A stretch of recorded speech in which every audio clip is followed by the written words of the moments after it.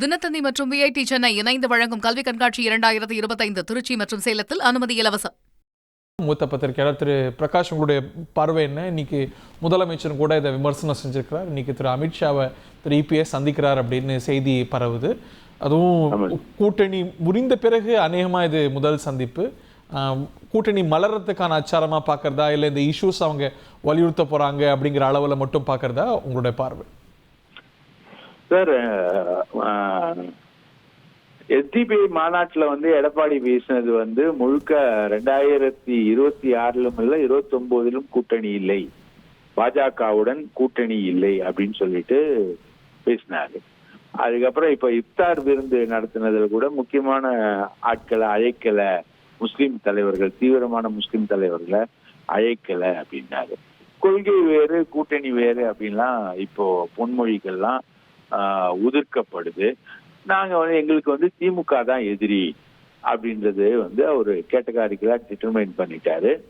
அதுக்கப்புறம் பாஜகவோட கூட்டணி இல்லை அப்படின்றது அவரும் சொல்லல, அண்ணாமலையும் சொல்ல. அண்ணாமலையும் சாஃப்டா இருக்காரு, இவரும் சாஃப்டா இருக்காரு.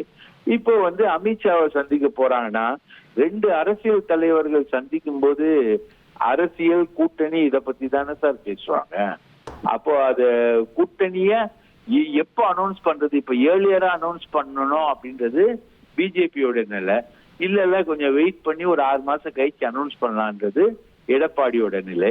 அதுல என்னென்ன டேர்ம்ஸ் அண்ட் கண்டிஷன்ஸ் இருக்கு, சசிகலாவை சேர்க்கணுமா, ஓபிஎஸ் சேர்க்கணுமா, டிடிவி தினகரனோட எப்படி அட்ஜஸ்ட் பண்ணோம், மற்றபடி பாமக, தேமுதிக இதெல்லாம் எப்படி அட்ஜஸ்ட் பண்ணோம், இது மாதிரி நிறைய ஏகப்பட்ட கொஸ்டின்ஸ் அதுக்குள்ள இருக்கு. அதுகளோட முக்கியம் யார் முதல்வர் வேட்பாளர் அப்படின்றத அனௌன்ஸ் பண்ணோம். எடப்பாடியா இல்ல தேசிய ஜனநாயக கூட்டணி சொல்லக்கூடிய ஆள் தான் முதல்வர் வேட்பாளரா அப்படின்ற கேள்விக்கும் பதில் வேணும். இது எல்லாத்தையுமே டிஸ்கஸ் பண்றதுக்கான ஒரே இடம் பாத்தீங்கன்னா அமித்ஷா தான். அமித்ஷா அவரு கோவைக்கு வந்திருந்தப்போ நம்ம எஸ்பி வேலுமணி தான் போய். இப்ப நீங்க சொல்றத பார்த்தா இன் பிரின்சிபல் கூட்டணின்னு முடிவாயிருக்கிறாங்க. ஆனா அது அடுத்த டீடைல்ஸ் தான் பேசணும் அப்படிங்கிற அளவுல நீங்க பாக்குறீங்களா?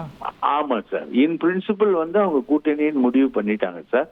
ஆல்ரெடி இன் பிரின்சிபல் முடிவு பண்ணது சதாசிவம்னு ஒருத்தர் பேசி, அவர் முன்னாள் கேரள கவர்னர், அவர் பேசி எடப்பாடிக்கும் அவருக்குமே டாக்கிங் டேர்ம்ஸ் இல்லாம இருந்தது. அவரே பாஜக தூதுவரா எடப்பாடி பேசினாரு. ஆனா இப்போ ஒரு கூட்டணியை நோக்கி 2 தரப்பும் போயிட்டு இருக்காங்கன்னு நீங்க பாக்குறீங்க? கண்டிப்பா கூட்டணியை நோக்கி போயிட்டு இருக்காங்க. டேர்ம்ஸ் அண்ட் கண்டிஷன்ஸ் தான். சோ எனில் இப்ப விஜய் அதிமுக கூட்டணி இல்லைங்கிறது இதுக்கான அடுத்த சமயம்னு பாக்குறதா? ஆமா, விஜயோட இப்போ விஜய் எப்படி பாஜக இருக்கக்கூடிய அணியில ஒரு சேருவாரு. இன்னொன்னு முதல்வர் வேட்பாளர்ன்றது இங்க ஒரு பெரிய கிரைசிஸாவே இருக்கு. தேசிய ஜனநாயக கூட்டணியா இல்ல எடப்பாடியா அப்படின்றது ஒரு கிரைசிஸ் இங்க நிலவுது.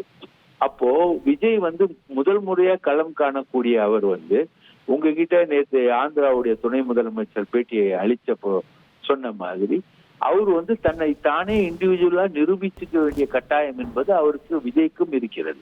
அதனால அவர் இண்டிவிஜுவலா தான் சார் அவர் போறாரு. இவங்களோட இந்த பேண்ட் வேகனுக்குள்ள வரல. ஆனா அவரை பேண்ட் வேகனுக்குள்ள கொண்டு வரணும் அப்படின்றதுக்கான ப்ரெஷர்ஸ் ஏகப்பட்ட ப்ரெஷர்ஸ் விஜய்க்கு இருக்கு. ஆனா அவர் அதுக்கு இன்னைக்கு வரைக்கும் ஈல்ட் ஆகல அப்படின்றதுதான் நம்ம இவரு பிரசாந்த் கிஷோர் கொடுத்த இன்டர்வியூ அந்த ஸ்டாண்ட்ல இருந்து அவரு நிக்கிறார் விஜய்ன்றதுதான் தெரியுது சார். நன்றி சார், தேங்க்யூ வெரி மச்.